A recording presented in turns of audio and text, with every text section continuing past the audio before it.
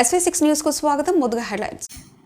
శాంతి, సహనం, అనురాగం, ప్రేమ, ఐకమత్యం అనే భావనలు గౌతమ బుద్ధుడు బోధించిన వాటిని తాను పూర్తిగా విశ్వసిస్తూ నా జీవితంలో ఆచరిస్తూ ఉంటానని, నాతో పాటు దేశ ప్రజలు కూడా ఎంతో అమూల్యమైన సందేశాన్ని, భవిష్యత్తును సూచించే వాటిలాగా ఉంటాయని రాష్ట్ర ముఖ్యమంత్రి యనుమల రేవంత్ రెడ్డి అన్నారు.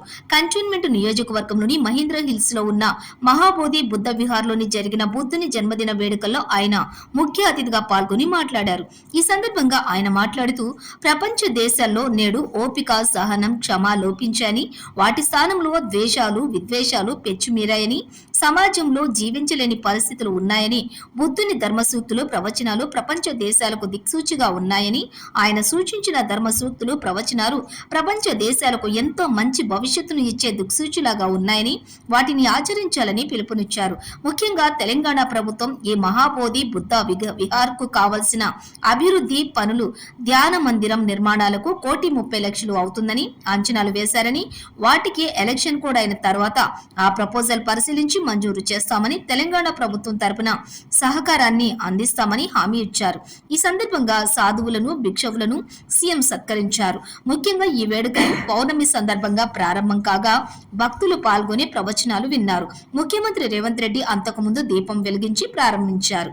ఈ కార్యక్రమంలోని అంజనీరెడ్డి, శివ, సుధీర్ రెడ్డి తదితరులు పాల్గొన్నారు.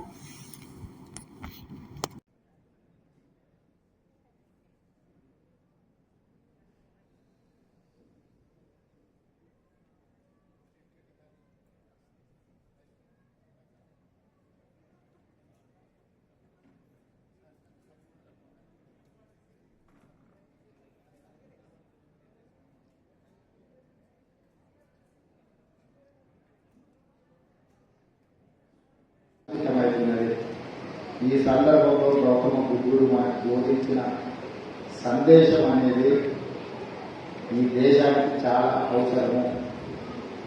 దీన్ని సంపూర్ణంగా నేను విశ్వసిస్తున్నా. దీన్ని సమాజానికి చేరవేసడానికి అవసరమైన సహకారాన్ని అందించడానికి వ్యక్తిగా రాష్ట్ర